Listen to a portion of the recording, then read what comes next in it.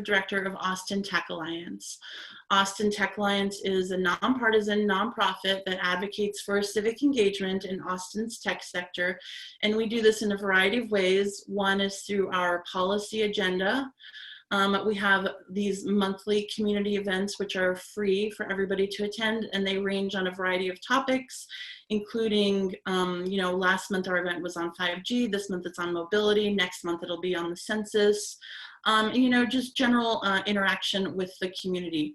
I do send out a newsletter every 2 weeks. Right now it mostly has to do with voting. We are in an early voting period. Early voting runs through this Friday, and polls are open from 7 a.m. to 7 p.m.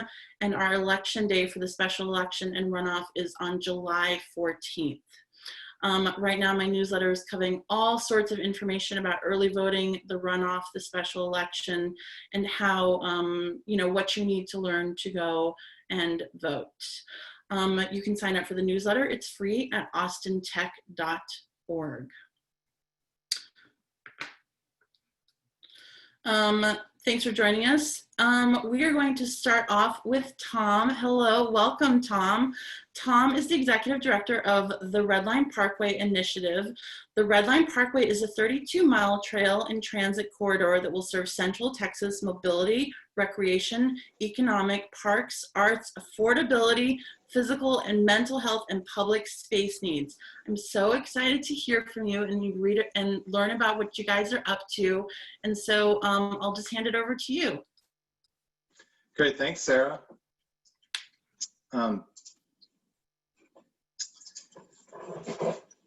So thanks for that introduction. Again, I'm Tom Wald. I'm with the Red Line Parkway Initiative, and I'm going to give a little background on what we do and what our initial vision is and what our current and near future plans are. Let's see. Oh, there you go.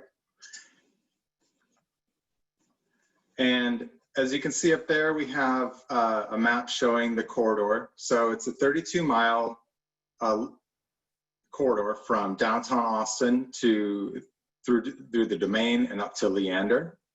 And as you can see, there's an inset that shows the closer in parts of Austin. And on here, you can see some of the context showing other trails that link into the Red Line. So you have the Walnut Creek Trail here. And then here you have Shoal Creek Trail that also comes in through downtown, and then other regional trails such as the Brushy Creek Trail up here. And then these here show activity centers. So one of the unique things about the Red Line Parkway is that we'll connect existing and new population centers and activity centers where there are jobs and other activities going on. And it follows the Capital Metro Red Line. So that's the existing commuter rail line that Capital Metro has. This has been a plan that's been in the works for a long time. We're adding a bit of our own touch onto it. So our vision is basically, it's a paved path for walking, running, and wheelchair access, along with a paved path for bicycling and scooting. And the goal is to have it separated from cars the entire way, with gentle grades, lots of shade, and public art. And then there would also be dozens of new parks with access to creeks, ponds, playgrounds, connecting trails, and then also trail-oriented development. So a lot of the trails that we're familiar with are just simply nature trails, but the Red Line Parkway will have opportunities to connect directly with residences and commercial spaces and cafes and that sort of thing. And I'm going to go through a few sort of vision slides that we have from examples in other places. So this is actually an example, as I mentioned, I'm in Minneapolis at the moment, and this is a shot I took several years ago in Minneapolis showing the Kenilworth Trail, to give an idea of what it can look like in Austin. And a big thing that we're hoping to accomplish is also to provide a corridor where people can meet their daily needs without encountering cars. So they can get to their grocery stores, schools, daycares, places of worship, yoga, gyms, and medical clinics, and eventually to live music when we have that again as well. And then of course, new iconic Austin photo ops as well. we're looking to build something that's transformational and something that will inspire more places like this around Austin. The next slide here, some other examples. Of course, this isn't the Butler Trail, but I want to mention the Butler Trail around Lady Bird Lake, of course, is a prime example of a great trail that does bring lots of people out. And in some ways, it brings out so many people that it's really, a great example of why we need even more places like that, because they do get so crowded that it's sometimes difficult to use them. This example here is from the Atlanta Beltline. Both this slide and the last slide show trails along rail lines, much as what the Red Line Parkway will be. And so you can see on the right side there is space that's being saved for future rail line, basically a perimeter rail line around the central part of Atlanta. And then this next slide again is, this one's in Minneapolis. This is the Midtown Greenway with the existing freight line off to the side there. And then again here on the left side, you see the preserved transit way, as well as a bikeway and a walkway. And then this is a community garden, along with further up on the top of the screen, you can see the new development, the trail-oriented development. In this case, it was pretty much all of the buildings that are being replaced here were old industrial buildings, because it did front up to a railway. And so that was the predominant use until the railway closed. And I'll just a little bit of history. This community garden here actually used to be grain elevators that were about 8 stories tall. And once those services moved elsewhere, there's no longer a need for them there, at least. And then an example from Boston, Massachusetts, showing what the thing in Austin is that we haven't planned ahead for a lot of these things, for a lot of these green spaces that really connect our communities. Boston did have a foresight in the 1800s. There was a plan to create the so-called Emerald Necklace. And so this is a water and green space corridor that goes across quite a bit of Boston. And up in the upper left, you can just barely make note of the green line, which I learned was actually named after the Emerald Necklace, because they wanted to be, because it's the green corridor, so they called it the Green Line. And again, another example of transit and pathways working well in combination. And then, of course, we're just inspired by a lot of other pedestrian-only zones and river walks around the world. Everyone has a little bit of different characteristic. What we're looking to do is have this be both a great place for biking and walking and related ways to get around. So a few short segments of the Red Line Parkway have been completed or started, such as downtown Austin east through Plaza Saltillo and onto Chacon. Then also this example near the MLK Metro Rail Station, this is the Boggy Creek Trail. You can find this, if you're at the MLK station, it goes to the east and then south from there, or you might notice it from 12th Street.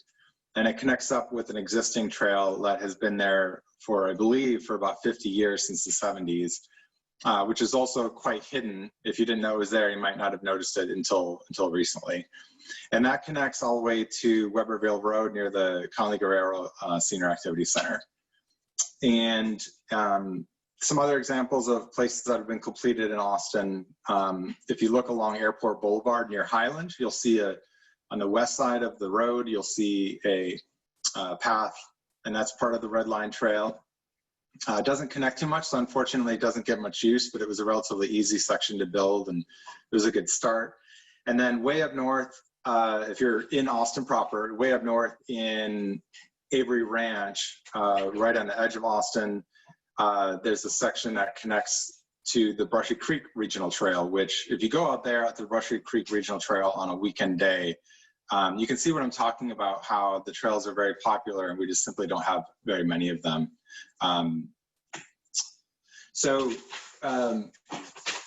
The trail, the concept, like I mentioned earlier, has been around for some 20 years or more, and it's in the City of Austin Urban Trails Plan. It's in several neighborhood plans, and at the same time, it also has just seen very little progress. Less than 20% of it's been built, and per a capital metro plan from 2007, it was supposed to be completed in 2019, and just not enough of the pieces have fit together to make that happen. So that's where we come in. It was pretty evident that it wasn't going to happen on its own, and so it needed an extra push. It requires close coordination between the entities, City of Austin, Capital Metro, TxDOT, or Texas Department of Transportation, property developers, and other community stakeholders. That coordination between City of Austin and Capital Metro is incredibly important, because in some places it's essential to use Capital Metro right away to complete the trail. And then City of Austin is the primary builder of trails in Austin. So that partnership is growing, and just we're getting a lot of progress, especially in the last 6 months. And then regarding our work with them, with both City of Austin and Capital Metro, both of those organizations in November, Austin City Council and Capital Metro Board directed their respective staffs to pursue partnerships with our organization to ensure completion of a parkway plan. So, to that point, there's no agreed upon alignment for where the trail would go. Just generally along the Capital Metro Red Line. And I also note that prior to our effort, there hasn't been a plan to complete a linear park, other than just a narrow strip of pavement and a pocket park here and there. And so there just hasn't been an overall concept for how this would fit in, at least since 2007. And I think there's been a lot of things that have changed since then. So the way we're going to accomplish getting the trail and the parkway built, as you can see up on your screen, we have 4 major areas that we're working in. So planning the parkway is a big part of what we're doing this year. We're leading a planning effort to establish a community vision for the parkway, including trails, new parks, trail-oriented development, and ensuring that a broad community has a sense of ownership in what is created. So that's why we're creating an initial plan now to understand the constraints, and then we'll, in 2021, we'll reach out to work with the public more on what their ideas are. Currently, we're working with some partners to fund the parkway. So basically, we're raising funding to build the trail, build the parkway, to make watershed lands accessible as parks, and to create more public space, in addition to guiding more affordable housing to the corridor. At the moment, we're focusing on what can be accomplished in November, and I'll speak a little bit about that in just a moment. And then implementing the parkway. So this is a big thing too, coordination among the various parties, as I've mentioned before, City of Austin and Capital Metro and developers. This is probably the biggest challenge at the moment, because things move so fast, and we don't want to miss opportunities as each new development comes in. There's not, I'll put it this way, without us, there hasn't really, there hasn't been a champion with the access to the various parties that need to work together. We have a great urban trails program staff at the city, but they only have so much access to be able to work with the entities and organizations that they need to. So we're helping to ensure that the trail can fit in, basically. And then at last point, establish and activate the parkway. One of the things is that most people in Austin haven't even heard about this corridor as a trail corridor yet. It's been something on the books for 20 years now. And so part of what we're doing is to brand it, to make sure that people know it exists. And then also, when we come back to a time when we can have more public events, we're going to be leading activities, walking, running, biking events on the corridor, and other, arts-related events on the corridor. And that's going to go a long ways toward making sure that this is a corridor that's not just something that's our organizations. That's not really the point. The point is that this is going to be in Austin. It's going to be in a regional corridor, the place for the public to enjoy. And, our imagination only goes so far. So we really need to bring in the broader public to continue to develop that vision and to activate the corridor. So I've got, I'm going to go a little bit over what's on this page. So this is, in the lower left is a QR code, and you can actually, on iPhones, I know that you can bring out your phone and just hold that up with your camera, and then you can go to that page, and that will give you more information about our organization and about our effort, and you can sign up to our mailing list there.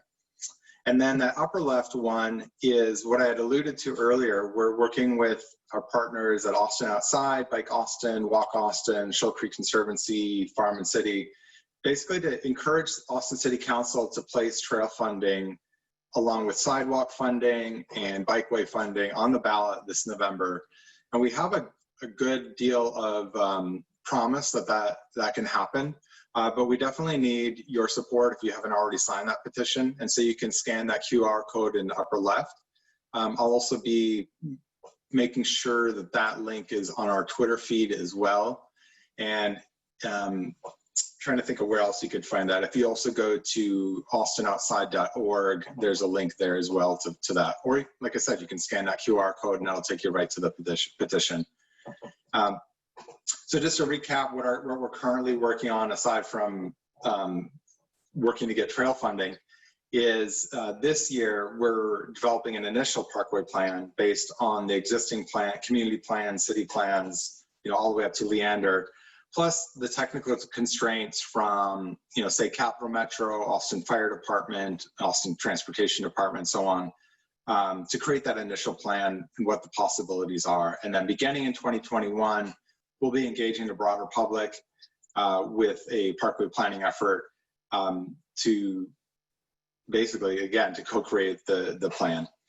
And yeah, I appreciate the opportunity to speak on this. This is probably the first sort of format I've spoken, or first time I've spoken in this sort of format. So I'm curious to hear what questions come up from this.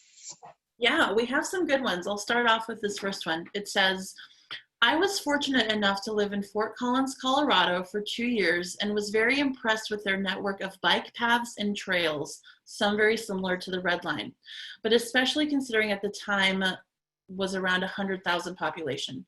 Do you feel that their ability to build these was purely local initiative and will, or are there things at higher levels of government or philanthropy? Basically, how were other communities successful and what is being replicated, improved upon to make this happen here in Austin? Well, that's a great question. And I think those examples of why Fort Collins is different than here, probably much of those apply. So, a funny thing is that one of the former staff member in Public Works who oversaw the Urban Trails program in Austin actually moved to Fort Collins and now works there. So and he was a great partner of ours early on. And one of the things that I took away from him when he was describing what they've done in Boulder and in Fort Collins is he said, basically, they've already built out the trails and now they're talking about how they can make them even better. And so that includes things such as, building trails and then, putting in the extra resources to making that trail no longer having to, cross a busy street where there's maybe 6 lanes of traffic instead of having to go under and over. I think as far as why that hasn't happened in Austin so much, it's a few things. I think it is state leadership. I'm sure that's a huge part of it. Just the way funding ends up getting devoted here. But as far as locally, I would suspect that we just don't have as much locally public money to go around to building trails. And then, our city has just grown so fast is another thing, just to be frank. We've lost some of the opportunities because we haven't been planning for this adequately. I'm trying to think of some other possible reasons. I would say that that covers quite a bit of it. I think the biggest challenge, the two biggest challenges here with the Red Line Parkway is, of course, the funding for building. That's always going to be a challenge. But the other thing too is actually finding the space. Where are you going to do it in a city that's broadly already built out? And that's why I really appreciate that Capital Metro had made a commitment for the Red Line Trail about 16, 17 years ago. And so we can lean on them in places where we don't have any other choice to, of space of where to build the trail. So I think that given those things and the initial conversations and the continued conversations I've had, we'll be able to do it. It's just, it hasn't been done because it requires balancing 5 different stakeholders. Great. We have a lot more questions, but unfortunately we have to move on to Heyden. But what I'm gonna do for everybody is I'm gonna ask Tom these questions on Twitter, and so he can answer them. And so there's 5 questions here. So, either this afternoon or tomorrow, we'll talk afterwards. I'll send him these questions and you can answer them on your Twitter account, and then everybody can get responses to them. Thank you, Tom. This was so interesting, and I am really excited to hear about this. We will post these QR codes on the ATA website and on our Twitter account also. And thank you for being here. It's much appreciated. Thank you for the opportunity. Thank you. Up next, as part of our transportation and mobility lightning talks, is Heyden Walker from Reconnect Austin. Reconnect Austin is a grassroots campaign to bury I-35 through downtown Austin and reclaim this vital corridor as public space and developable land. Welcome, Heyden. I'm so excited to have you here. Thank you, Sarah. I'm excited to be here. So I'm going to do a little bit of an overview. This is sort of a long, complicated project, and I won't be able to touch on everything, but we'll try to get to some of it. The big takeaways I want to be sure everybody understands is that, in the urban core of Austin, through downtown and potentially through the upper decks of I-35, from MLK to Airport Boulevard, TxDOT will tear out and rebuild completely I-35, and that means the bridges and the frontage roads. And there is a really amazing once-in-a-lifetime opportunity, and we say that a lot, but it really is a once-in-a-lifetime opportunity to get this right. The Texas Transportation Commission just a few weeks ago decided to fund this thing, and so the central portion is $4.3 billion.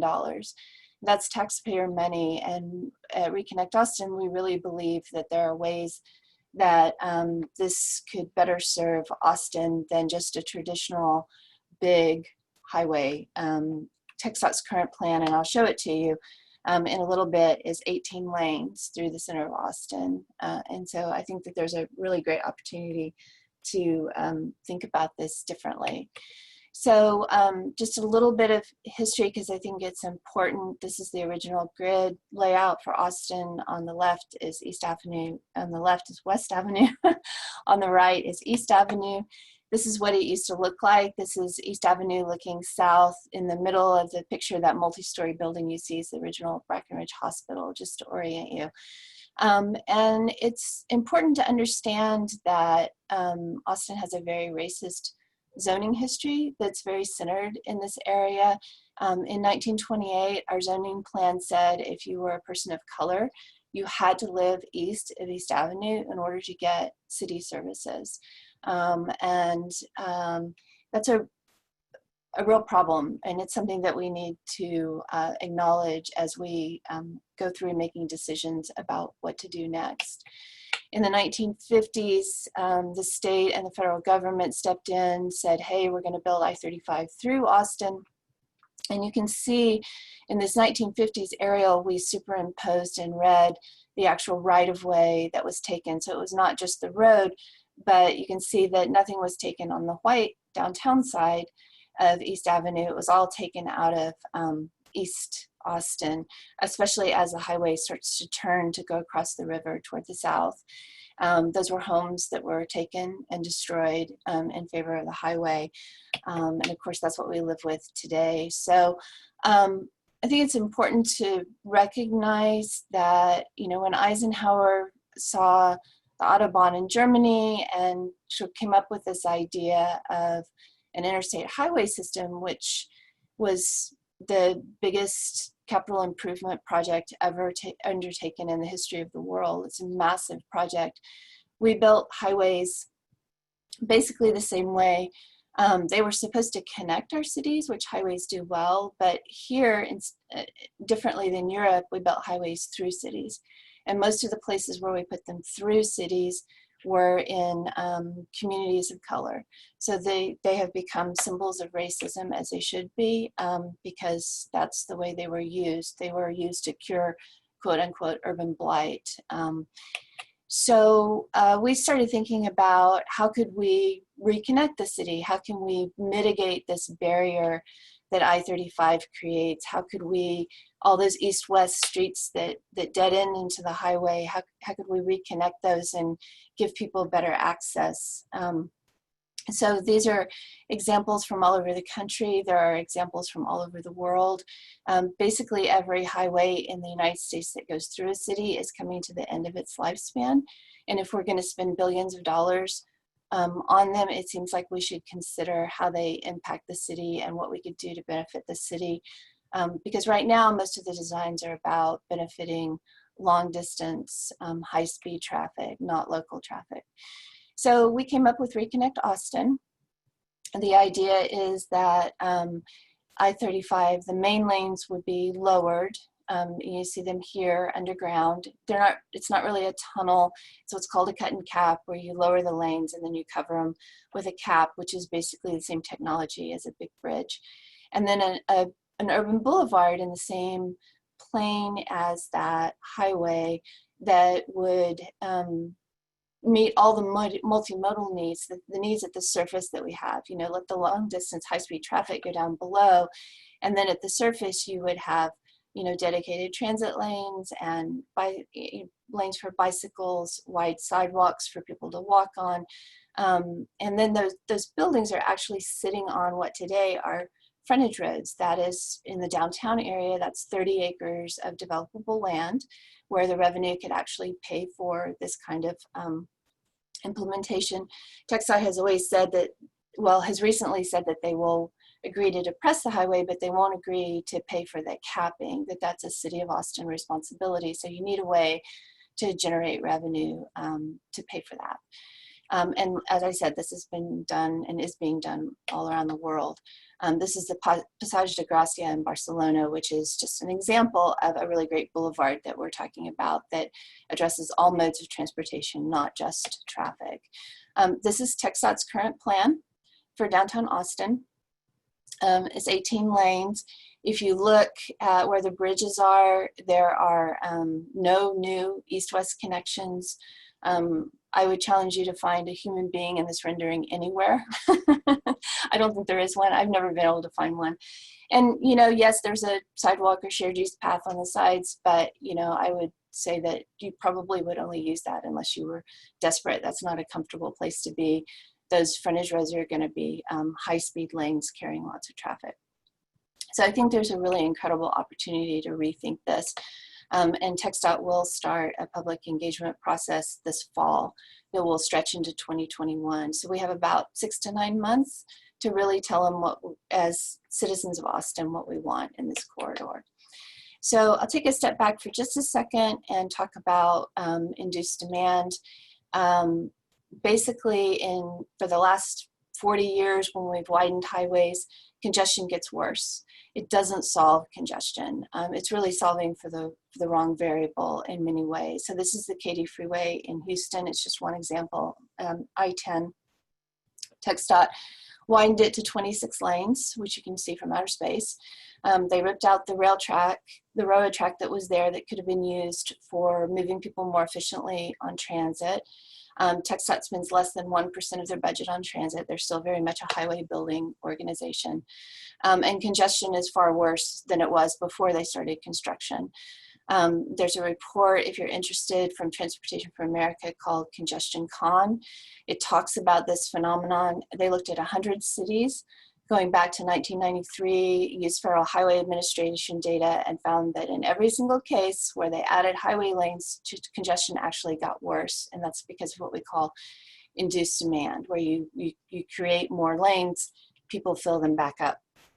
So for example, in the Austin area, I wrote down, they looked at Austin, since 1993, we've had a population increase, this is area-wide, of 125%. We've increased our highway lane miles by 98%, and our growth in congestion delay has grown by 461%. So it's really not solving the problem. So then we took a look at the potential here. As I said, there's 30 acres of developable land in downtown, but what if you just look at the right-of-way itself from Lady Bird Lake to Airport Boulevard? The Clyde Warren Park is an example we use a lot in Dallas of a park that was built on a cap that's very dramatically changed downtown Dallas and provided much needed open space in downtown Dallas. TxDOT built that project. It's 5 acres and has had this enormous impact, whereas this is 136 acres. So I think that the impact could be even that much more enormous. And I'll just skip through these pretty quickly, but we talk about how highways are not built to a human scale. And you can see it here compared to Orvieto, Italy, and Barcelona, Spain, and think about the thousands of people that live and work and play and shop in those areas and the amount of land that we give over to highways. Highways also depress property values. If you think about it, you would never choose to live next to a highway unless you had to.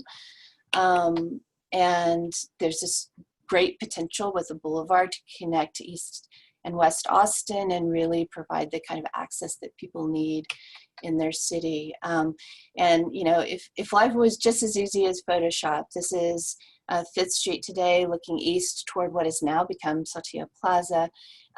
We removed it with Photoshop and then added buildings back in to show that you could have a seamless connection and not even really realize the highway was down below. The Downtown Austin Alliance did start a really robust conversation about what should happen with I-35 and how we could treat the surface in a way that would really benefit people.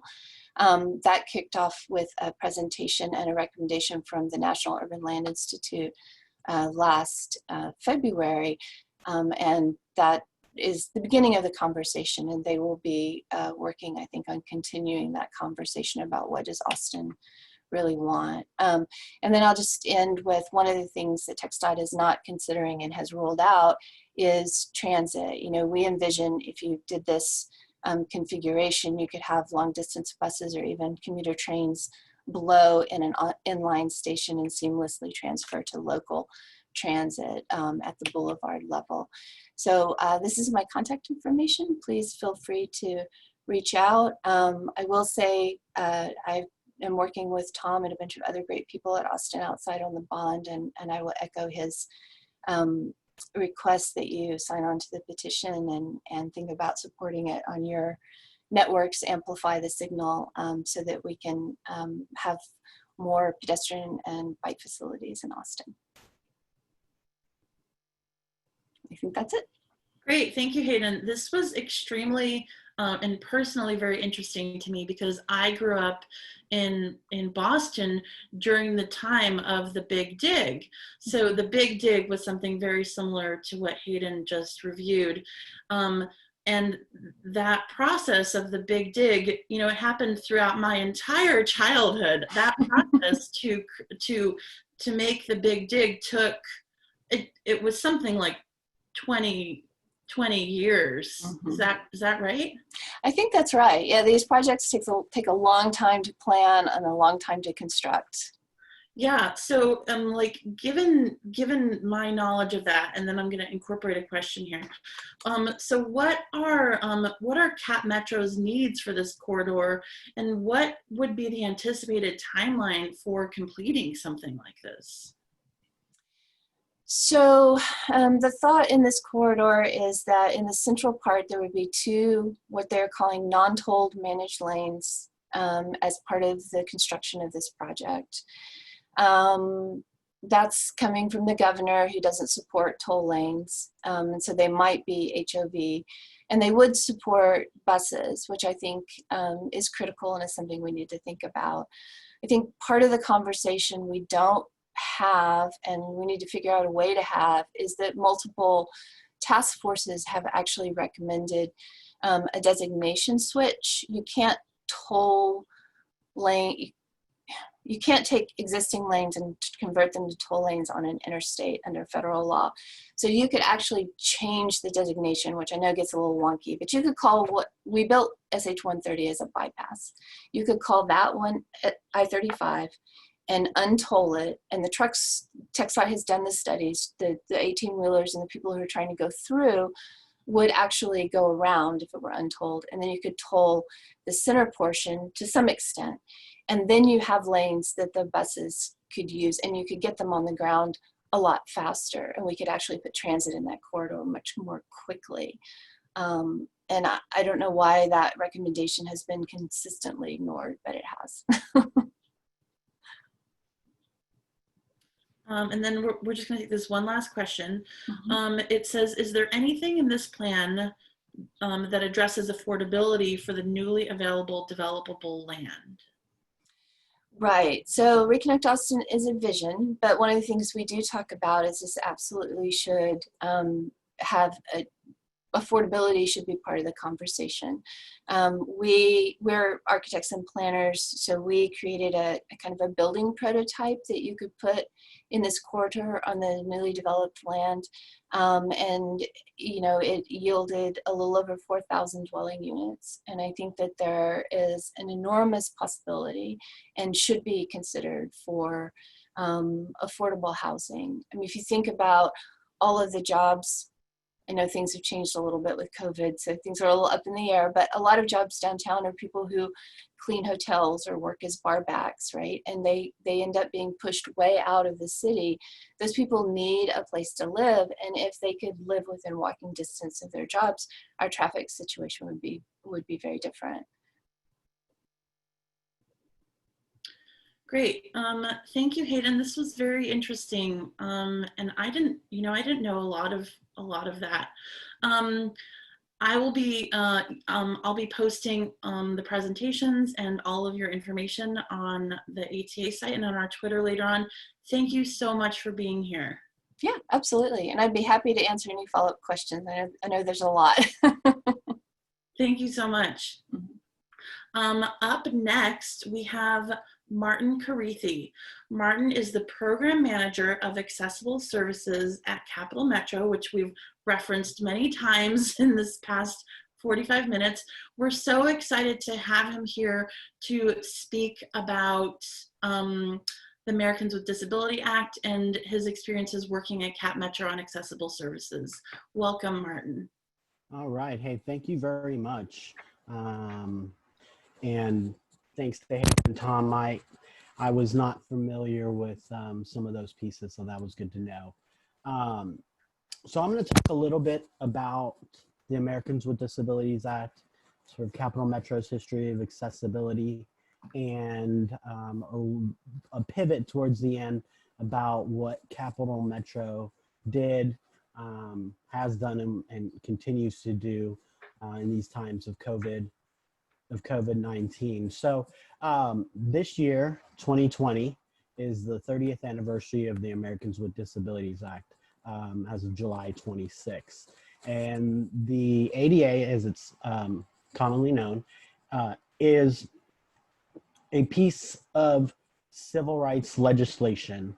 It's an extension of the civil rights legislation of the 1960s, except in this case it extends non-discrimination protection to people with disabilities in employment, transportation, access to public services, private businesses, and more. And it's important, in my opinion, it's perhaps the most important piece of the ADA is the one that's related to transportation. If you recall, in 1990, we did not have things like this, like Zoom. We didn't have cell phones. We did not have email. We didn't have Slack. We don't have video conferencing softwares and all the other things and all the many things that we have now in terms of technology that allows us to work remotely. If you were a person with a disability and you wanted to enjoy the benefits of employment, you had to physically get yourself to work.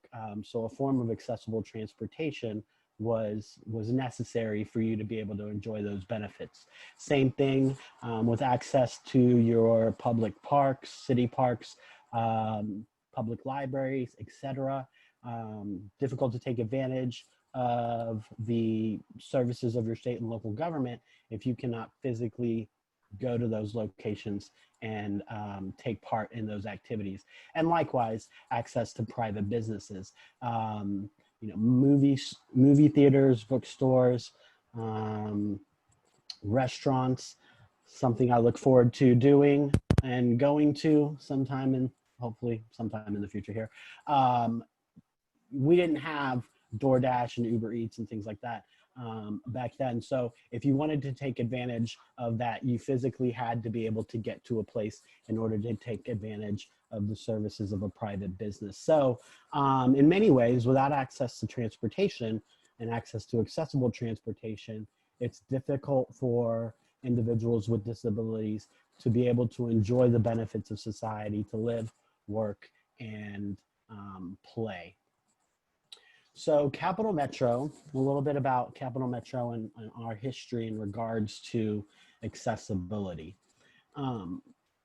In 1976, well before 1990 when the ADA was passed, a group of citizens led by a local grassroots organization called ADAPT. I think the acronym stands for Americans with Disabilities for Accessible Public Transportation.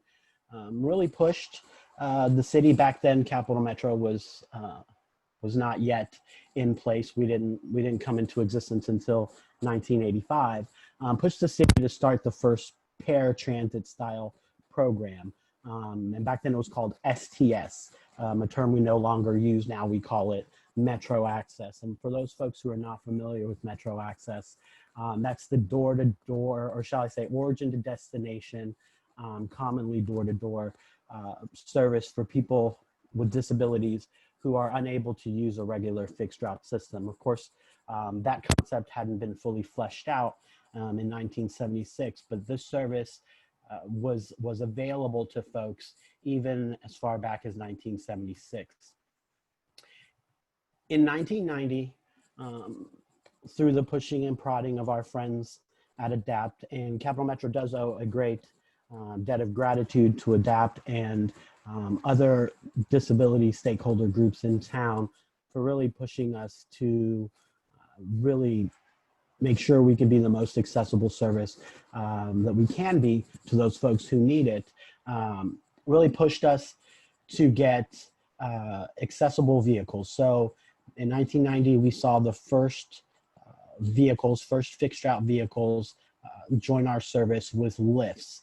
You guys may be familiar, if you've ridden a bus, with the ramp that lowers at the front of the bus. Here we're talking about lifts. So it extends out from the bus and lowers like a platform, and then an individual would board that platform and then be hoisted up into the air and then enter the vehicle that way. In 1993, just 3 years after the passage of the Americans with Disabilities Act, Capital Metro adopted a 100% accessible bus fleet. That is, all of our vehicles were either lift or ramp equipped. We were the first in Texas to do so, and among one of the first in the entire country to do so. And so that was a really big piece to bring access to our community, especially those folks with disabilities, and not just people with disabilities, but I'll touch on that a little bit more here shortly. So a term I like to use at Metro is values, not statutes. It's really about what we want for our community in terms of a value system, about how we want to serve that community, rather than is the door 30 inches wide or not. Because when you take that mindset of going beyond minimum standards, it really helps you look at the needs of the community, ask the community what those needs are, and then try to develop solutions that can address those needs. And an idea of this is sort of the curb cut effect.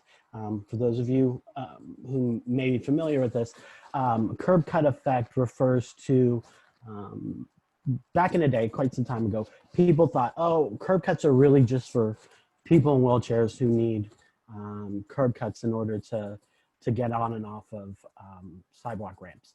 Well, that may be true, but it's not just persons in wheelchairs who benefit from that. Parents with children in strollers are large beneficiaries of curb cuts. All pedestrians are beneficiaries of curb cuts, and our older adult community, our seniors, to wit Austin, Texas has a large percentage of seniors and people that are aging in place and in community. They also benefit from that. So looking at that holistic approach allows you to meet the needs of people who need them, but there are these ancillary benefits to other communities as well that can take advantage of that.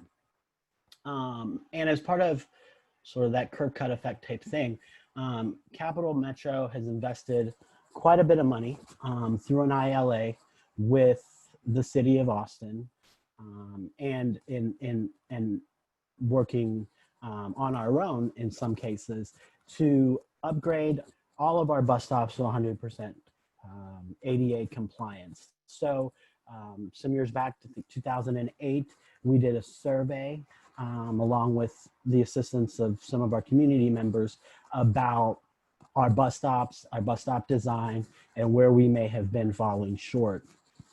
And so it was a multi-year process, about 5 years, to fix all the backlog, non-compliant sidewalks, and of course, as we build bus stops, and as we build new bus stops, we work on that full compliance piece, and that allows us to make bus stops that are large enough to accommodate benches, shelters, litter containers, etc., that make our bus stops much more comfortable for people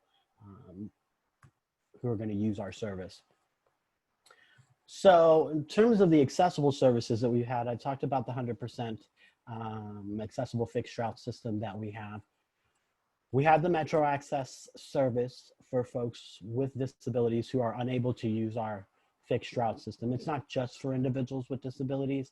It's that you're an individual with a disability, but something about your disability impacts your ability to use our fixed route service. So you have access to this paratransit service should you need to take advantage of it. We've begun implementing all sorts of things. So as we've been taking delivery of new electric buses for our fixed route system, we are introducing, sort of as a pilot to see how this goes, rear-facing wheelchair securement. So if you've ever been on the bus and an individual in a wheelchair is boarded, they face forward and then they're secured down by the bus operator with these ratchets and hooks that hold the wheelchair in place. This system will be a rear-facing system, so the individual would board and then they'll back into this section facing the rear, and then a robotic arm will come down, and then these two sort of, you can almost think of them as a brake pad, will squeeze the chair in place at the wheels and prevent the wheelchair from moving.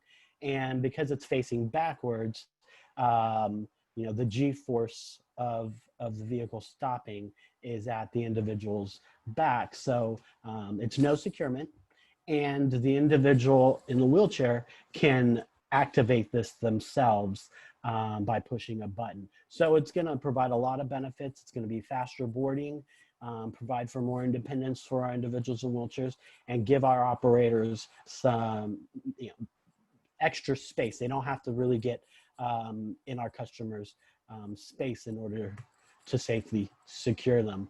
We've done other things like Bluetooth beacons for wayfinding for people with disabilities, an accessible on-demand transit service that we call Pickup which is 100% accessible, which is a big challenge in the transit industry.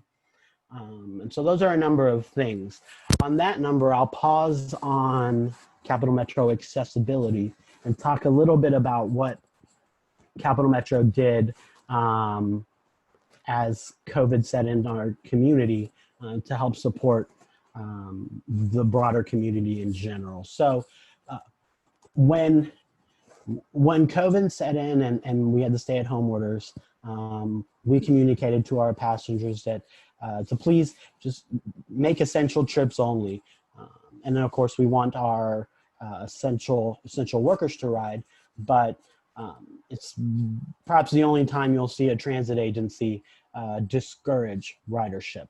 And on the Metro Access side, we started to see quite low ridership from peaks of 2,500 trips per day down to 200 trips. But we wanted to do something to deploy our operators, keep them employed, and give them something meaningful to do as they continue to work with us. So we started with the Capital Metro Home Health Kits, and that's a partnership through the Central Texas Food Bank and HEB along with Capital Metro to provide home health kits. And this was really beneficial to a lot of our Metro Access folks because it alleviated the need to go to the grocery store to shop. So they could get shelf-ready meals. I was told that it's upwards of 20 meals in a kit, and folks could get one a week. And we saw quite high demand for that. Our operators really enjoyed delivering them and seeing the happy faces of our customers as they received those home health kits. But those are shelf-ready, shelf-stable meals. Good Apple, an organization that does work with fresh produce, came to us and wanted to partner with us as well. So through Good Apple, we're able to provide fresh produce to those folks who were that ordered these meals and these groceries. And an important point to make out to mention is that we started to hear needs from people beyond our Metro Access community, and so the folks that we've served thus far are not just Metro Access eligible customers. They're 55 and people that are 55 and older, or folks who have medical conditions that make them vulnerable to the coronavirus. Then we brought on Farm Share, which is a third partner, also to deliver fresh produce. They work with farmers in the Central Texas region. And the thing with this one is that folks could pay using their SNAP benefits, while Good Apple and the HEB kits were free. Farm Share is not, but for folks who are on supplementary nutrition assistance programs, they can use those benefits to take advantage of getting those fresh foods. Excuse me. At this point, sometime this week or early next, we will close in on 500,000 meals being served to people in our community. So not just that piece, but additionally, we heard some other needs out there. In the beginning of the shutdown, the school year was still active, and AISD and some other partners were trying to figure out how to support families struggling with access to good internet service. So reached out to us, and we took 12 vehicles and equipped them with Wi-Fi that could broadcast 250 feet or so.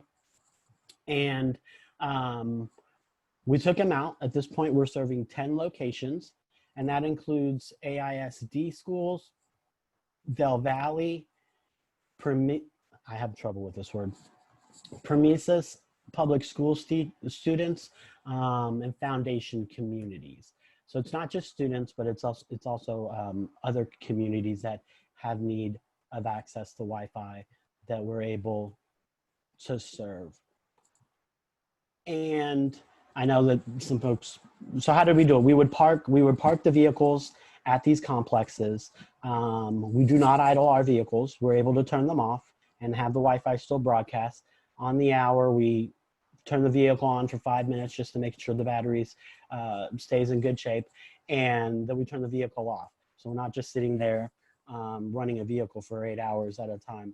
And right now we operate 8 to 2 during weekdays. The last piece I'll mention is that these are all part of what we're calling the All Hands program that brings all of our staff and operators, admin staff, etc. We have some partners from businesses around the community that have all lent a hand in packing kits and moving things and doing a range of activities. And the last piece is that we received a donation of 40,000 masks. And so with those masks, we're able to package them up and distribute those to customers who are in need of them, because we do want folks wearing masks while they ride our service in order to protect themselves, other passengers, and of course our bus operators. So we really had an opportunity to do different things with the resources we have, especially since we were not seeing as much ridership as we had in the past. And so really gave us an opportunity to get out there and do something nice for the community and contribute however we could. I'll leave it there and answer any questions. Thank you, Martin. That was so interesting. We have one question. It says, are there usage limits for those masks? If so, what is the plan to replenish them? I think we got some more. To my knowledge, I don't believe we're out of them. I know that that we were stocking them both on our Metro Access and our fixed route. I can't speak so much for our fixed route folks, but I know that on the Metro Access side, we still have masks to give out if we pick up folks and they don't happen to have a mask. Great. Well, that was very interesting. I also did not, I always learn so much during our lunch and learns, and I hope that everybody else learned a lot too.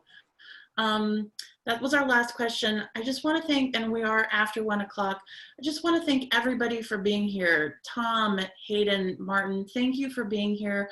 Thank you for speaking about these areas that you're an expert in and educating our community. I want to thank everybody that attended. Please support Austin Tech Alliance. You can support us at austintech.org. You can follow along with the live tweets at Austin Tech on Twitter. And we will see you at our event in August. It was great to have everybody. Thank you so much for being here. Thanks for having us. Thanks for having us, Sarah. Thanks a lot. Bye, everybody.